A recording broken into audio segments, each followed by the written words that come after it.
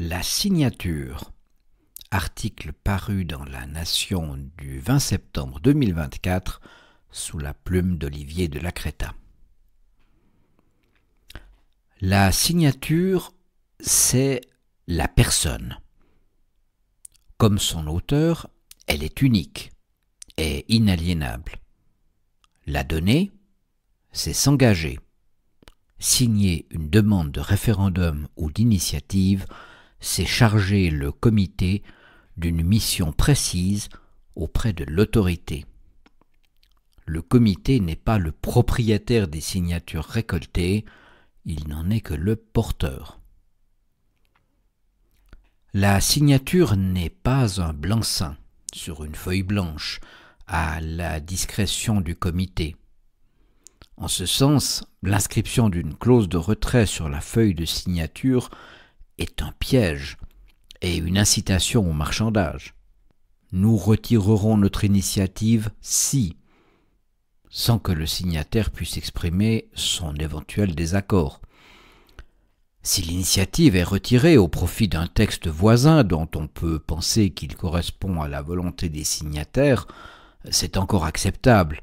Mais nous avons encore sur l'estomac le retrait en 1996 de l'initiative fédéraliste pour l'abolition de l'impôt fédéral direct qui avait abouti avec plus de 106 000 signatures et fut retiré unilatéralement par le comité sans contrepartie et sans motif autre que le refus de se battre.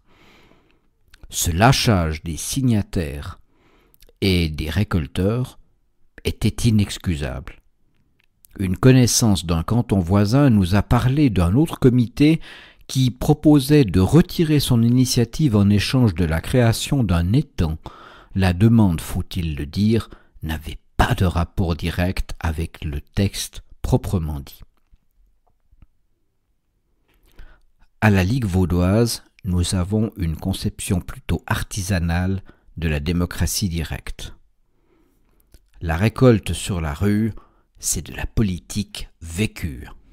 C'est une suite de mini-débats avec les passants, souvent instructifs. Cette rencontre de personne à personne constitue aussi une utile et peu coûteuse pré-campagne.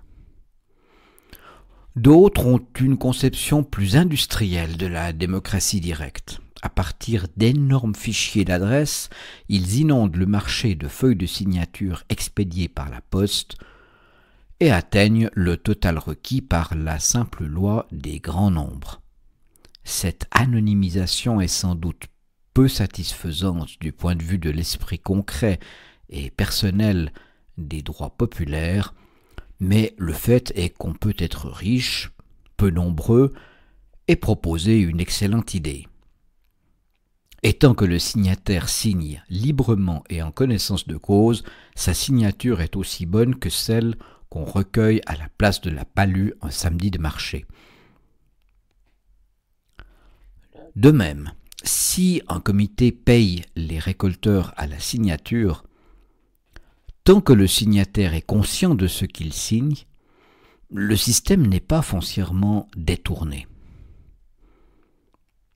Enfin, on sait depuis quelques semaines qu'il existe des entrepreneurs en démocratie directe qui, contre rémunération, font récolter des signatures pour n'importe quelle cause et par n'importe qui.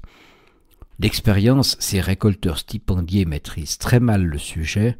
Pour un référendum, ils argumentent en disant que le peuple doit pouvoir s'exprimer, ce qui n'est généralement pas faux, mais tout de même un peu court. Et pour une initiative, ils se bornent à développer le thème général, à l'exclusion des dispositions proposées et de leurs conséquences. Il arrive que des guignols nous proposent un bouquet de feuilles à signer sans relation les unes avec les autres, référendum, initiative, voire pétition, et à tous les niveaux, fédéral, cantonal et communal. On est à l'extrême limite. Mais là aussi, le citoyen n'a qu'à lire le texte et ne signer que s'il lui convient. Et là aussi, sa signature apposée librement reste valable. Là est l'essentiel. En ce qui concerne les récolteurs, on a proposé de leur imposer un minimum de formation civique couronné par l'obtention d'un badge officiel. On a aussi envisagé de rendre obligatoire l'inscription sur chaque feuille de signature du nom et de l'adresse du récolteur responsable. Oui, bon, peut-être. Mais qu'en tout cas, les éventuelles modifications légales ou réglementaires n'entravent pas la tâche déjà lourde des honnêtes citoyens récolteurs d'authentiques signatures. La question des signatures falsifiées ou inventées doit être examinée séparément.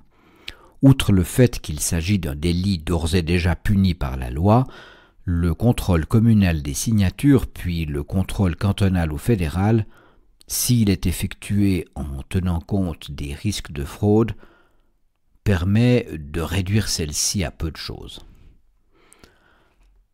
La mésaventure de M. Elias Vogt, responsable de l'initiative populaire fédérale contre la destruction de nos forêts par des éoliennes, soulève une autre question. Sans avoir reçu de mandat de M. Vogt, une entreprise privée a récolté 5000 signatures qu'elle entend lui vendre.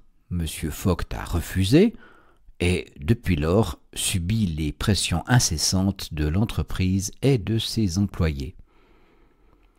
Or, ces 5000 signatures existent bien réellement. Elles représentent autant de personnes réelles. Si elles restent en rade parce que M. Vogt ne veut pas payer, cela représente 5000 citoyens floués. De plus, comme on ne peut pas signer 2 fois, cette récolte sauvage prive le comité de 5000 signatures potentielles. C'est une double entrave à l'exercice des droits politiques. D'abord à l'égard des signataires dont on détourne la signature, et ensuite à l'égard du comité dont on réduit le champ d'exercice des droits politiques. On peut se demander si les signatures récoltées sans mandat ne devraient pas être saisies d'office par les autorités et mises sans frais à la disposition du comité d'initiative ou de référendum, voire directement déférées à l'administration compétente. Les droits des citoyens signataires seraient ainsi respectés, le parasite serait puni par où il a péché, et tout rentrerait dans le bon ordre démocratique direct.